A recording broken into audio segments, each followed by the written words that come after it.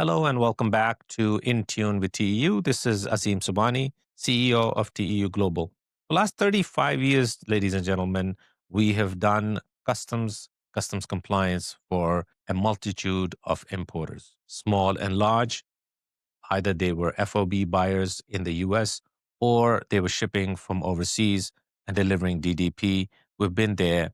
We've dealt with several different waves of changes in tariff. Today, in 2025-26, we are faced with several challenges resulting mainly from the tariff, reciprocity tariff, but also an increased scrutiny of importation. How do you deal with it? And how do you make sure that your supply chains are safe and smooth? TU is one of your partners who can definitely help you in making the right decisions. We're going to talk about the terms of sales today.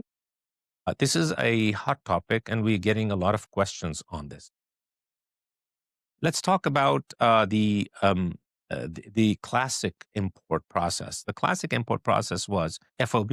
So if you placed an order overseas and the product was paid for by the importer or yourself to the manufacturer, you will pay duties on FOB cost. Freight and any other logistical costs that were added to it were non-dutiable. However, with the additional tariff, the terms of sales have seen a change. The importers have put the onus of customs clearance and tariffs on suppliers, and first sale invoice, DDP, DAP, and other Incoterms or trading terms are being used to offset some of the additional burden on the U.S. importers. However, it needs to be learned. It needs to be looked upon whether or not that what you're doing and how you're doing it is not only adequate, but it also stops the possibility of a future scrutiny.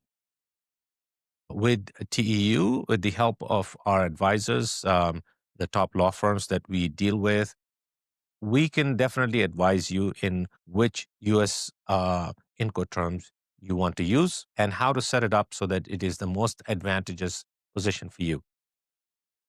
We all want to pay the lowest taxes allowed by the law, and same is true for US customs duties. In DDP situation, the shipper from overseas cannot independently declare whatever they want to declare. There has to be a method and there has to be a proper calculation. First sale invoice and first sale invoice declaration to US Customs is something taken very lightly. It needs to be properly set up. Most of our customers we have set up with first sale invoicing and the duty basis have been properly declared to US Customs before we started that program.